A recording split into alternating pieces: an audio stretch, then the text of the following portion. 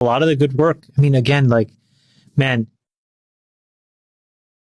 as a Democrat who has been left homeless, who is now definitely in the center, but probably leaning increasingly right, I'm left yet again with an appreciation, despite the message of the Trump administration, because what those guys did was pretty incredible in hindsight.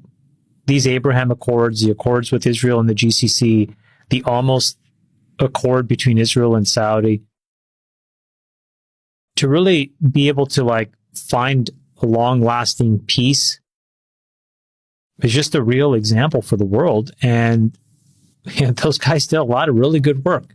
And it's a miracle, actually, when you look at it. What they did, despite the fact, listen, I'm no fan of Trump, and I am too homeless. But this is where, can I say this? But if you want to objectively look at what they did, it was good work. It was great work. You have to. And in fact, this is a moment where you have to start to re-underwrite, like, is your, not you, Jason, but I'm just saying collectively, is one's Trump derangement syndrome causing more damage than anything that Trump could have actually done?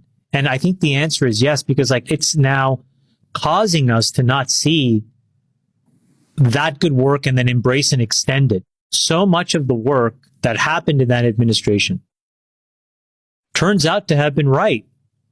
And that's what's so frustrating for me.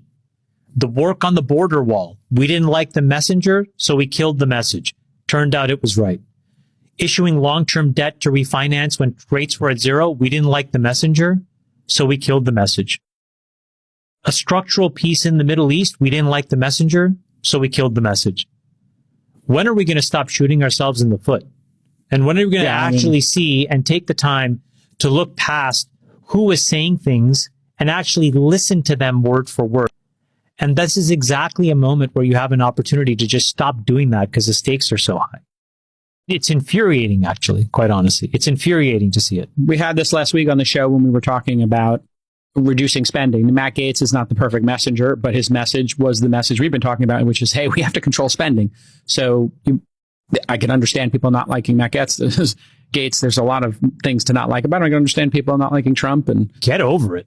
Well, and then, it's bizarre that his son-in-law went to do all this work, but yet he did it and it had success. That's another example. It's weird if you send your son-in-law to do it, but I listened to the Lex Friedman podcast. Okay, you know what? It's not weird because at the end, if you listen to this podcast, the most important thing that is resoundingly obvious about Jared Kushner is that he is incredibly thoughtful and incredibly competent. And why did we have to spend years being fed all of these stupid lies? Because one can judge for oneself, but Jared Kushner is thoughtful, he's smart, and I thought to myself, I was fed all these lies for years about how this guy was like moping around in the shadows and this and that, and it was all not true.